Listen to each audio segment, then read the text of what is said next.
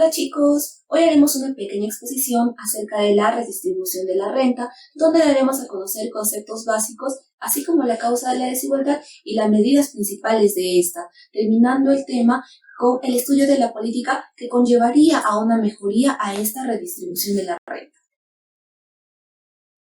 Hablaremos acerca de la distribución de la renta para poder comenzar, ya que el análisis de la distribución de la renta puede realizarse a través de 4 perspectivas diferentes, siendo la sectorial, la espacial, la funcional y la personal. Bueno, comenzamos con la distribución sectorial de la renta. Esto se basa en el reparto de la renta entre los distintos sectores productivos que componen el Producto Bruto Interno. En este caso nos referimos a la agricultura, a la industria, a servicios y a la construcción, ¿no? Ahora, por el lado de la distribución espacial, esta se basa en el reparto de la renta en un territorio. Cabe recalcar que estas dos ya mencionadas tienen como objeto de análisis a la economía regional. Es por eso que no lo abarcaremos mucho.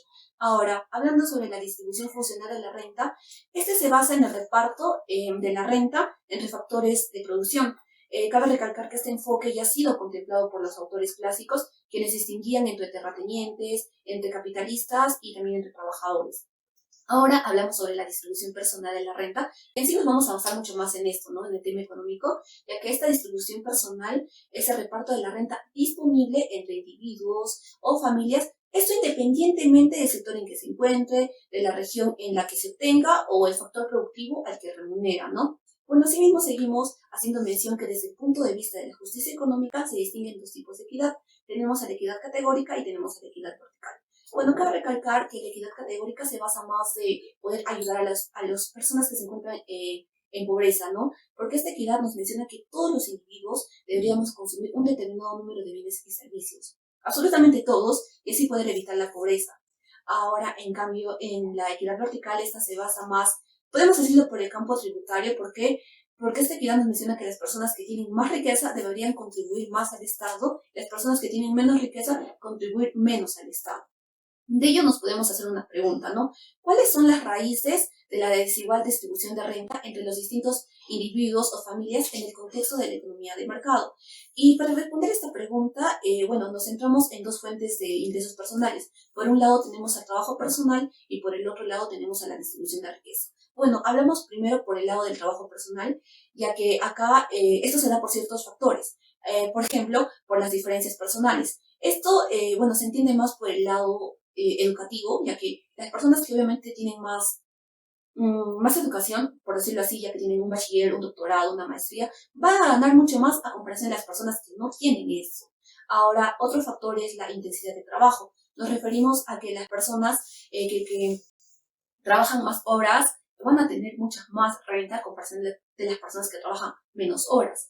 También este trabajo personal se puede dar por el azar, por la discriminación o por la exclusión de algún caso que se podría haber dado, ¿no? Ahora les menciono por el lado de la distribución de la riqueza, que esta se da por ciertos factores, así como el anterior. Esto, por ejemplo, se puede dar por la herencia, ya que muchas personas tienen estas rentas porque han heredado de parientes cercanos, ¿no? También mencionamos el ahorro, que se da porque muchas personas durante todo su tiempo de vida han venido trabajando y teniendo esta renta hoy en día, ¿no? Y también se puede dar porque muchas personas han asumido riesgos extraordinarios. Bueno, seguidamente hablamos de las mediciones importantes de la desigualdad. Nuevamente, como futuros economistas, ya sabemos que estas mediciones importantes, por ejemplo, es la curva de Lorenz, que es un medio de representación gráfica, ¿no? Que mide la desigualdad en la distribución de la renta, ya sea personal, de manera individual, y también hablamos de otro indicador que es el coeficiente de Gini, que como sabemos que si se acerca a 1 existe una máxima desigualdad y si se acerca a 0 pues existe una menos desigualdad. También hablamos de otro índice que es el índice de convergencia de sigma, que es un indicador obviamente que pretende medir o estudiar la desigualdad o esta evolución de la desigualdad en un momento determinado. Ahora continuamos con lo que es la política de redistribución de la renta.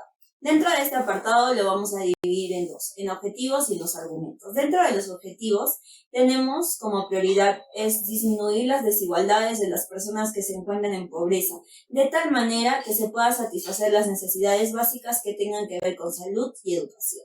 Para esto, diversos autores toman lo que es el enfoque de la equidad.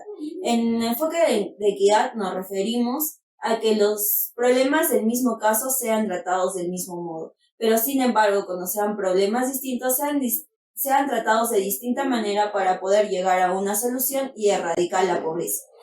Dentro de la erradicación de la pobreza vamos a tener lo que es la igualdad de oportunidades para estas personas de tal manera que estén integradas en la sociedad, ¿no? Y así vamos a poder disminuir el nivel de concentración de la renta. Dentro de esta política tenemos a dos.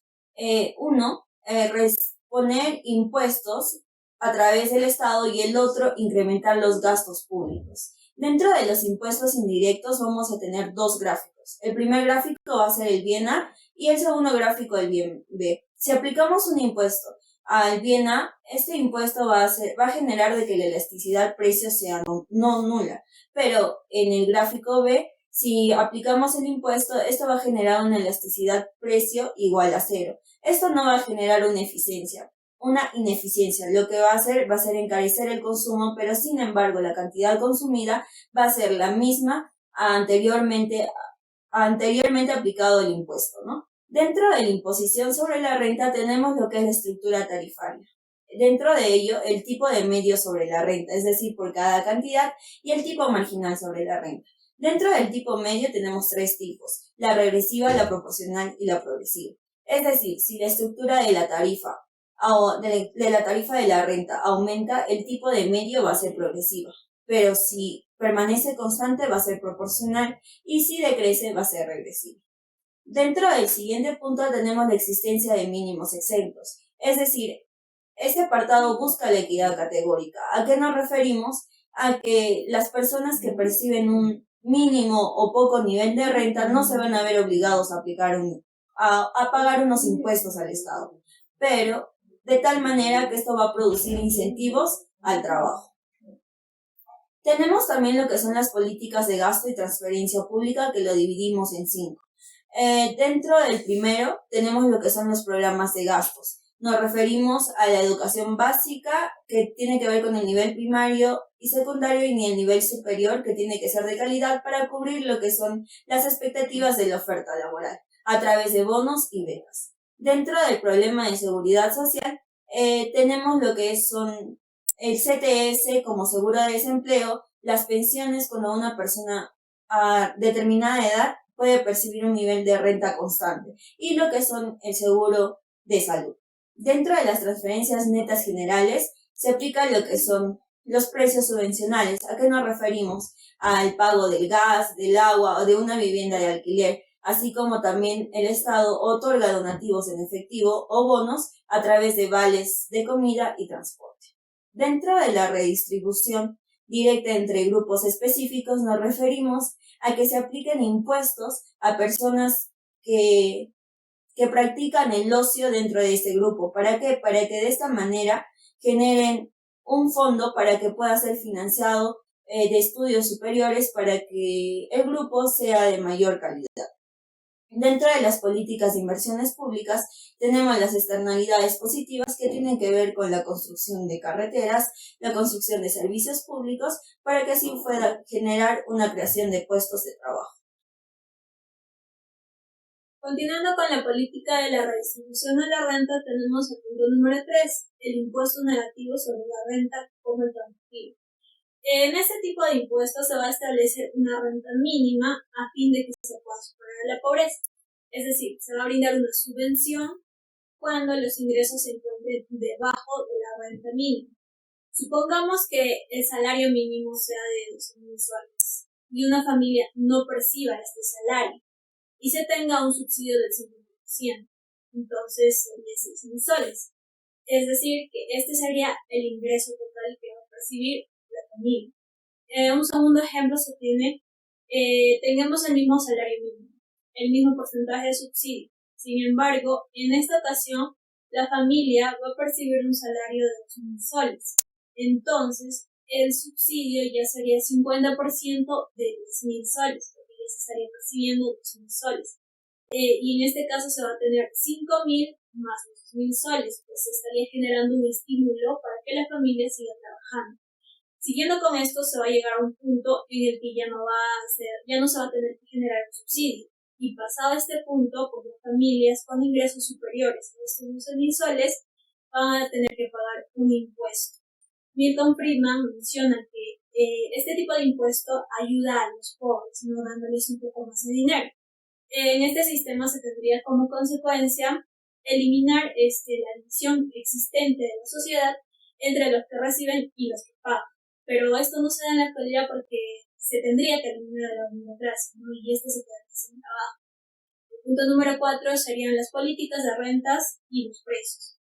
Se va a tener por finalidad la fijación de los precios y los salarios dentro del mercado. Dentro de esta existe la legislación de los salarios mínimos, que sería asegurar una retribución mínima a todos los trabajadores y su subsistencia.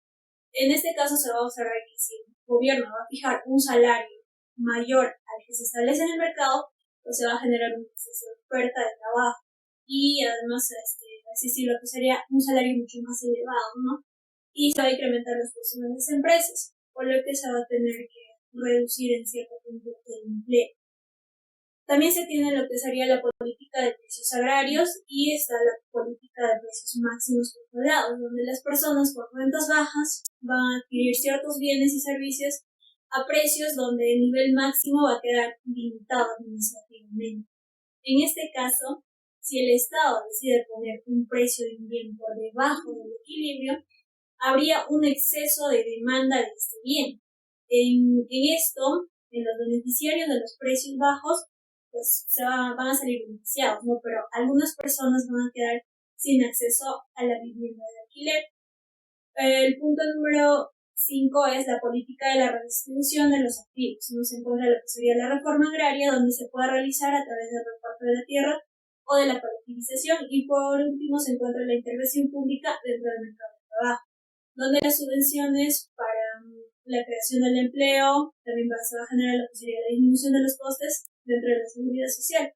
Este punto principalmente va a consistir en redistribuir lo que serían los activos para los trabajadores, disminuyendo el precio relativo del trabajo.